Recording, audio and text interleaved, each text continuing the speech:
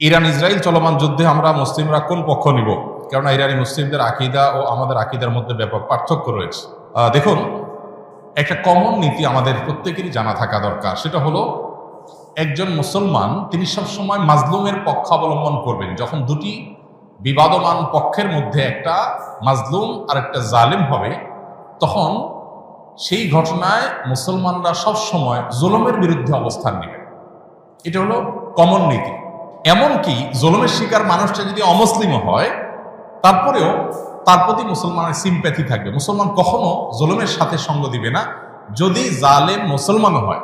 অতএব আপনার সাথে কোনো মাজলুমের যদি আকীদাগত মতপার্থক্য থাকেও, সেই মতপার্থক্য আপন জায়গায় থাকবে, সেটাকে আপনি রাখবেন, এবং বিরোধিতার জায়গাটাও আপন জায়গায় থাকবে। কিন্তু এত সত্ত্বেও যদি সে জুলুমের শিকার হয়, তাহলে আপনি জুলুমের বিরুদ্ধে অবস্থান নিবেন। অন্তত সার্বিকভাবে, সামগ্রিকভাবে আপনি সেটার বিরুদ্ধে অবস্থান নিতে না পারলেও মানসিকভাবে হলেও তার বিরুদ্ধে আপনাকে অবস্থান নিতে হবে। এটি হলো মৌলিক নীতিমালা।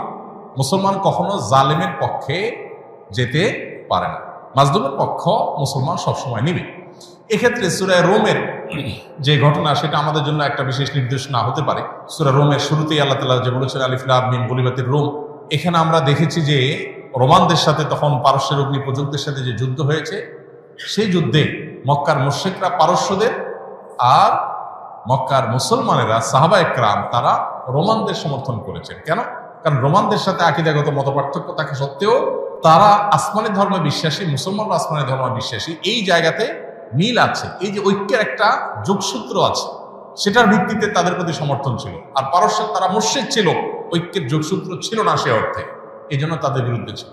অতএব আজও আমরা ওই মূলনীতি মাথায় রেখে অনেক আহলে কেবলা, অনেক আপনার মুসলিম আছেন যারা হয়তো বিভ্রান্ত, যারা হয়তো বিদাতে লিপ্ত, কেউ কেউ হয়তো শিরকে বা ইসলামের গণ্ডি থেকেও খারেজ, বা বাহ্যিক দৃষ্টিকোণ থেকে আদম সময়তে মুসলমান মানুষ মনে করে পরিস্থিতি বিবেচনা, বিশেষ করে তারা যখন জুলুমের শিকার হবে, তখন জালিমের পতন চাওয়া বা তাদের চাইতে আরো বেশি জুলুম যারা করছে তাদের পতন চাওয়া বা তাদের ব্যাপারে আপনার যথাযথ অবস্থান গ্রহণ করা, এটা মুসলমানের, একজন দায়িত্বশীল মুসলমানের কর্তব্য।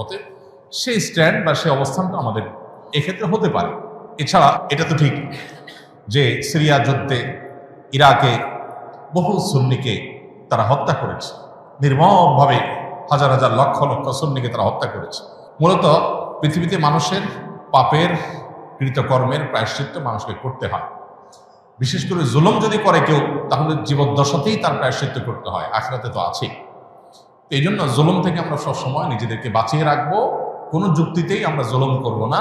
এমনকি যুদ্ধক্ষেত্রেও নবী সাল্লাল্লাহু আলাইহি ওয়াসাল্লাম আমাদেরকে জুলুম করার পারমিশন দেন নাই, অমুসলিমের সাথে আল্লাহ তাআলা জুলুম করার পারমিশন আমাদেরকে দেন নাই। অতএব যেই জুলুম আল্লাহ নিজের জন্য হারাম করেছেন, হাদিসে কুদসিতে আল্লাহ বলেছেন, ইন্নী হারামতু যুলমা আলা নাফসি, হে আমার বান্দারা, তোমরা জেনে রাখো আমি নিজের প্রতি নিজের জুলুমকে হারাম করে রেখেছি, ফালা তাযালামু, অতএব তোমরা একে অন্যের প্রতি জুলুম করিও না। এটা আল্লাহর কথা, হাদিসে কুদসি তিনি বলেছেন। সো জুলুম থেকে আমরা হাজার মাইল দূরে থাকবো, আমার দ্বারা যেন কারোর প্রতি অবিচার না হয়। কারণ জুলুমের পক্ষে যারা থাকবে তাদের পতন অনিবার্য, আজ হোক আর দুদিন পরে হোক। ইসলামিক দলের ওরা কি বাধ্যতামূলক কিনা, নির্দিষ্ট দল না করলে কি মানুষ কাফের হয়ে যাবে? ভাই, এগুলো হলো বিভিন্ন আমাদের ভাই ব্রাদারদের বাড়াবাড়ি। বিভিন্ন ইসলামিক দলের কর্মীরা তারা তাদের মতো করে অনেক কথা বলেন, যেগুলো আসলে না কোরআন হাদিসে আছে, না তাদের দলের নেতারা তাদেরকে ভাই বলেন। এরকম অনেক ভাই ব্রাদার আছেন যারা এই ধরনের কথাবার্তা বলেন। একজন মুসলমান রাজনীতি সচেতন হতে হবে।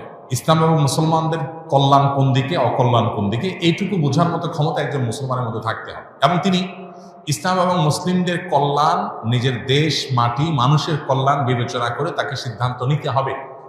তার কোনো সিদ্ধান্ত এটা যদি কোনো খারাপ মানুষের বা ইসলাম মুসলমানদের প্রতি বিদ্বেষ পোষণকারী বা ইসলামের ব্যাপারে অমনোযোগী মানুষের এগিয়ে যাওয়ার পথকে উন্মোচন করে, সে আল্লাহর কাছে দায়ী থাকবে। এই জন্য তার রাজনীতির সচেতনতা, তার মতামত এবং ভোট প্রদান, এগুলোর ক্ষেত্রে অবশ্যই দায়িত্বশীলতার পরিচয় একজন মানুষকে দিতে হবে। কিন্তু একই সাথে দাওয়াতি কাজ করার জন্য, ইসলামের মানুষকে আহ্বান করার জন্য অনেক প্ল্যাটফর্ম আছে। ইসলামী দলগুলো সেরকম অনেকগুলো প্ল্যাটফর্ম, অনেকগুলো দল, অনেকগুলো প্ল্যাটফর্ম। কেউ কোনো প্ল্যাটফর্মকে বেশি উপযোগী মনে করে সেই প্ল্যাটফর্মে তিনি কাজ করছেন, সেটা পলিটিক্যাল হতে পারে, নন পলিটিক্যাল হতে পারে। এটা আল্লাহর কাছে নাজাত পাওয়ার জন্য যথেষ্ট। মৌলিকভাবে মুসলিমদের যে মূল ধারা আছে, সেই মূল ধারা, সেই ধারার মধ্যে আবার বহু উপধারা, বহু প্ল্যাটফর্ম আছে, সেগুলোর বাইরে এসে মূল ধারার সাথে যাতে কানেক্টেড থাকে মুসলমানরা, সেখান থেকে বিচ্ছিন্নতাবাদের দিকে যেন না যায়, নিজস্ব কোনো মতবাদ যেন তৈরি না করে, আলাদা কোনো আপনার গিরিপথ যেন তৈরি না করে, এই ব্যাপারে শরীয়ত আমাদেরকে সতর্ক করে। যাতে ঐক্যবদ্ধ থাকার মানে হলো সেটা কোনো একটা বলয় বা প্ল্যাটফর্ম বা কোনো একটা সংগঠন, সাংগঠনিক পরিচয়, পলিটিক্যাল হোক নন পলিটিক্যাল হোক, এ ধরনের প্ল্যাটফর্মে কাজ করলে কাজের সুবিধা হয়, সন্দেহাতীতভাবে সেটি জায়েজ। কিন্তু সেটা করতে গিয়ে যদি আমরা অন্ধ হয়ে যাই, আমাদের বলা বাড়াটা যদি দলকে ঘিরেই হয়ে যায়, আল্লাহ এবং তার রাসূলের জন্য না হয়ে যদি সেটা সীমাবদ্ধ এবং সীমিত একটা চিন্তার জন্য হয়ে যায়, তাহলে সেটা আবার গুনাহের বিষয়ে হতে পারে। এই জন্য বিষয়গুলোকে পার্থক্য করা, পরখ করা, ইম্পর্টেন্সি এবং গুরুত্ব বোঝার পাশাপাশি কতটা ইম্পর্টেন্ট শরিয়াতে সেটাও বোঝা গুরুত্বপূর্ণ। আমরা অনেকে এক্ষেত্রে বাড়াবাড়ি করি, আবার অনেকে ছাড়াছাড়ি করি। এই দুইটারই অবসান হওয়া দরকার এবং সঠিকটা আমাদের অন্তত উপলব্ধি করা দরকার। আল্লাহ আমাদেরকে বোঝার তৌফিক দান করুন। ওয়াহাবি ও সুন্নির মধ্যে পার্থক্য কি? এটা তো কমন একটা বিষয় আমাদের দেশে। সৌদি আরবের আব্দুল ওয়াহাব নজদির অনুসারী যারা, বিশেষ করে যারা বেদাত এবং শিরকের ব্যাপারে একটু বেশি কঠোর এবং সচেতন, আমাদের সময় তাদেরকে ওয়াহাবি বলে মানুষ চিনি। যদিও ওয়াহাবি হওয়াটা কারোর কাছে গৌরবের, আবার কেউ এটাকে গালি হিসেবে দেয়। আবার এর বিপরীতে যারা আহলে সুন্নাত জামাতের অনুসারী বলে দাবি করেন নিজেদেরকে, তারা নিজেদেরকে সুন্নি হিসাবে পরিচয় দেন। তাদের ব্যাপারে আবার ওয়াহাবি পরিচয় বা ওয়াহাবি ট্যাগ যাদেরকে দেওয়া হয়, তাদের দৃষ্টিভঙ্গি হলো যে এরা বেদাতের ব্যাপারে অনেক বেশি তারা আপনার শিথিল এবং বেদাতে অনেক বেশি লিপ্ত। এখানে অবশ্য বেদাতের সংজ্ঞা পরিচয় নিয়ে নানাবিধ মতো পার্থক্য আছে।